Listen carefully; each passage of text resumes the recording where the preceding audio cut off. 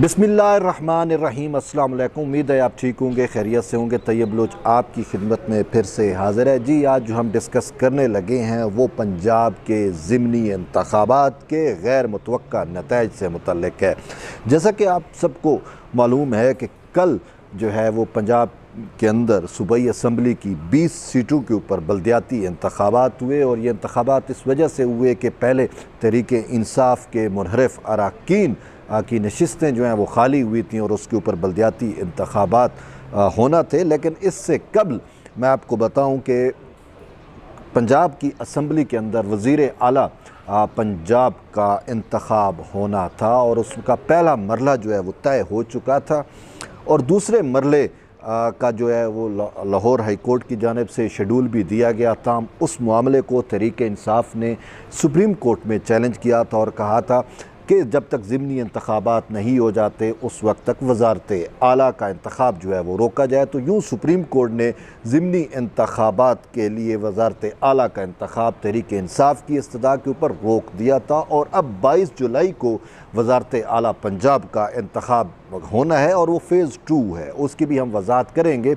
और इसी वजह से इंतज़ार किया जा रहा था पंजाब के बल्दियाती इंतखाबात के रिज़ल्ट का। तो कल जो है वो अब रिज़ल्ट भी आ चुका है, और उस रिज़ल्ट के मुताबिक गैर मुतवक्के मैंने इस वजह से कहा कि किसी को उम्मीद नहीं थी कि इतनी बड़ी तादाद में तहरीक इंसाफ फिर से मकबूल हो सकती है या वो दोबारा इतनी नशिस्तें जो हैं वो हासिल कर सकती है, जबकि उसकी मुखालिफ फ़रीक पाकिस्तान मुस्लिम लीग नून जो है वो बड़ी मुतमिन और इत्मीनान था उसको कि वो जो है बल्दियाती इंतखाबात में वाज़े अक्सरियत लेंगे, और यूँ 13 से 14 सीटें कन्फर्म की जा रही थी PMLN की। लेकिन अफसोस से कहना पड़ रहा है कि PMLN जो है उसको इबरतनाक जो है वो शिकस्त हुई, और इस सवाल से तहरीक इंसाफ जो है वो अक्सरियती यानी अक्सरियत लेकर सामने आई है, और तकरीबन जो PMLN है उसने तो अपनी शिकस्त भी तस्लीम कर ली, और तहरीक इंसाफ को मुबारकबाद भी जो है वो पेश की गई है PMLN की जानिब से।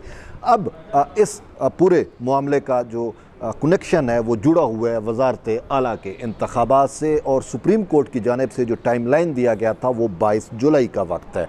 यानी 22 जुलाई को पंजाब असम्बली में वज़ारत आला का इंतखाब होना है, और देखना अब ये है कि तख्त लाहौर के ऊपर कौन बुरजमान होता है। आया पाकिस्तान तहरीक इंसाफ या उसकी इत्तेहादी जमात में से कोई वज़ीर आला पंजाब बनता है, या फिर PMLN के हमज़ा शहबाज ही वज़ीर आला रहते हैं। वाज़े तौर के ऊपर जो हमें अद्दी गिनती नज़र आ रही है उसमें तो PTI जो है वो अक्सरियत ले चुकी है, लेकिन अब भी मार्जिन मौजूद है पाकिस्तान मुस्लिम लीग नून के पास कि वो अगर वर्क करे और किसी तौर के ऊपर अगर वो मेंबरान असम्बली को तोड़ने में नाकाम हो जाती है, कामयाब हो जाती है, या कुछ चूँकि पाकिस्तान की जो सियासत है ये एक कम्प्लेक्स सियासत है, इसमें कुछ कहना जो है वो काबिल वक्त होता है। जैसा कि ये बल्दियाती इंतखाबात से कबल मुख्तलिफ सर्वे, मुख्तलिफ मीडिया परसेप्शन, ये सारा कुछ बयान कर रहा था PMLN जो है वो वाज़े अक्सरियत हासिल करेगी, वाज़े तौर के ऊपर जीतेगी। लेकिन जब रिज़ल्ट आया, जब अवामी मैंडेट आया, तो हमें जीत जो है वो तहरीक इंसाफ के सपुर्द होती हुई नज़र आई, यानी कि तहरीक इंसाफ को अवाम ने मैंडेट दिया है। लेकिन अब 22 जुलाई का हम जो है वो दिन को देखते हैं। 22 जुलाई को जो पंजाब असम्बली के अंदर इंतखाबात होने हैं वहाँ पे क्या सूरत हाल होगी। मैं पहले आपको ये क्लेरिफाई करता चलूँ कि पंजाब असम्बली के अंदर असर 9 वज़ारत आला का इलेक्शन नहीं होना। अगर असर ना होता तो फिर जो 186 का लिमिट है कि 186 अरकान असम्बली जो हैं उनका जो है वो कम से कम एक वज़ारत आला के मनसब के लिए किसी उम्मीदवार को 186 अरकान असम्बली का वोट दरकार होता है। तो यूँ चूँकि पहला मरला है ही नहीं, वो फ़ेज़ गुज़र चुका है। पहले चूँकि इलेक्शन हो चुके हैं, हमज़ा शहबाज वर्सेस जो पाकिस्तान मुस्लिम लीग काफ है उसके दरमियान, यानी पाकिस्तान तहरीक इंसाफ ने अपना नॉमिनेशन या अपना नामज़द करदा जो उसका वज़ारत आला का उम्मीदवार है वो परवेज़ इलाही है, और तहरीक इंसाफ ने परवेज़ इलाही को ही वोट देने थे। तो यूँ जो मामलात हैं वो अब जो सेकंड फेज़ होना है तो वो वज़ीर आला वज़ारत आला के लिए हमज़ा शहबाज वर्सेस परवेज़ इलाही इलेक्शन होगा। और इसमें तहरीक इंसाफ अगरचे वोट जीत के तो आ गई है, लेकिन तहरीक इंसाफ के ऊपर अब आइनी बार है कि वो अपने किसी MPA को जो है वो उम्मीदवार नहीं बना सकती। यानी कि वज़ारत आला के इंतखाब में PTI का कोई रुकन सूबाई असम्बली जो है वो वज़ीर आला नहीं बन सकता, क्योंकि कॉन्स्टिट्यूशनल बार इसमें मौजूद है। ये चूँकि सेकंड फेज़ है, इसे रन ऑफ इलेक्शन भी कहते हैं, तो इसमें अब वाज़ेह अक्सरियत भी नहीं चाहिए, यानी कि 186 का तयशुद नंबर नहीं चाहिए। जिसको ज़्यादा वोट मिलेंगे वो जो है वज़ीर आला पंजाब जो है वो बन जाएगा। तो यूँ तहरीक इंसाफ जीत कर भी मेरे ख्याल में हार चुकी है, यानी कि उसका इत्तेहादी पाकिस्तान PMLQ की जानिब से तो वज़ीर आला हो सकता है, तहरीक इंसाफ का अपना वज़ीर आला नहीं हो सकता। ये एक बात तयशुद है। इसमें आइन के आर्टिकल 130 की शिक 4 को अगर डीपली स्टडी किया जाए, गौर से देखा जाए, तो उसके अंदर वाज़े तौर के ऊपर लिखा हुआ है कि अगर पहले इलेक्शन होते हैं और उसमें ये कोई वाज़ेह अक्सरियत नहीं ले सकती, तो फिर सेकंड टाइम यानी कि दोबारा रन ऑफ इलेक्शन होगा। और रन ऑफ इलेक्शन में असर नो प्रोसेस नहीं होता, उसमें पंजाब असम्बली में जो मौजूद मेंबरान होंगे उसमें जो अक्सरियत ले जाता है वो वज़ीर आला पंजाब बनेगा। और अब यही सूरत हाल है कि ये इलेक्शन जो है वो परवेज़ इलाही वर्सेस हमज़ा शहबाज है। अब इसमें मैं आपको जो सूरत हाल है वो बताता चलूँ कि PMLN जो है वो काफ़ी जो है वो मायूस है, ख़ासकर ये बल्दियाती इंतखाबात ये ज़िमनी इंतखाबात के रिज़ल्ट के बाद। और वो जो है यही कह रहे हैं कि हमारा जो एंटी एस्टेब्लिशमेंट बयानिया था वो अब कहीं और सिमत चला गया है, और हमने एस्टेब्लिशमेंट की बातें मान के तहरीक अदम एतमाद और ये सारा कुछ ला के हमने अपना वोट बैंक जो है उसका नुकसान किया है। और अब भी मुख्तलिफ PMLN की जो लीडरशिप है आला सतह के, उसमें से मुसलसल जो ये बयान दिए जा रहे हैं कि वो एस्टेब्लिशमेंट पे अपना गम और गुस्सा निकाल रहे हैं और कहते हैं कि एस्टेब्लिशमेंट ने हमें मरवा दिया है, अवाम के अंदर हमारी मकबूलियत का जो ग्राफ है वो भी गिरा है। अब इसमें बहुत सारे अवामिल थे, लेकिन ये बात उनकी किसी हद तक दुरुस्त भी है और उनको होना भी ऐसे चाहिए।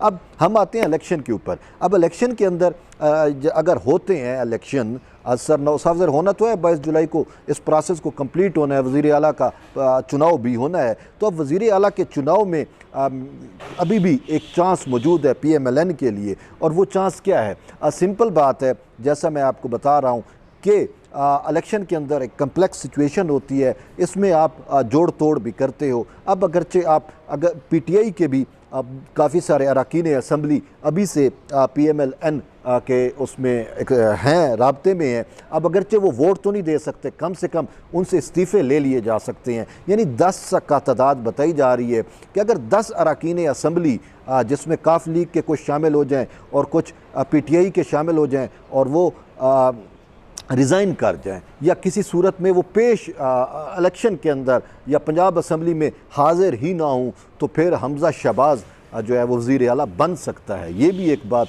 आप जहन में रखें। और इसके साथ साथ अगर वो उनसे इस्तीफ़े ले लिए जाते हैं, क्योंकि अब एक चीज़ वाज़ेह है कि आप पार्टी पॉलिसी से इनहराफ नहीं कर सकते। अगर आपने पार्टी पॉलिसी से इनहराफ करना है तो फिर वो आपके ऊपर आर्टिकल 63A का इतलाक़ होगा। तो यूँ पार्टी पॉलिसी से इनहराफ की बजाय अगर असर न हो, वो कह दें कि हम खान पे एतमाद नहीं है, हमें पार्टी पे, वो इस्तीफ़े दे जाते हैं 10 से 12 अरकान असम्बली, तो फिर हमज़ा शहबाज का जो के लिए जो है वो मैदान फिर सज जाएगा, उसके उसके चांसेस विन करने के ज़्यादा हो जाएंगे। और यूँ बैकडोर चीज़ें अभी भी चल रही हैं। अब कुछ कहना वही इस वजह से कबल वक्त है, लेकिन बज़ाहिर अगर ऐसी कोई सूरत हाल पैदा नहीं होती तो फिर वज़ीर आला पंजाब जो है वो कोई चीज़ माने नहीं है परवेज़ इलाही के वज़ीर आला पंजाब बनने में। जब परवेज़ इलाही वज़ीर आला पंजाब, क्योंकि अगर PTI का सपोर्ट हो, PMLQ का अपने कुछ सीटें मौजूद हैं, तो यूँ परवेज़ इलाही जो है वो वज़ीर आला पंजाब बन जाएंगे। लेकिन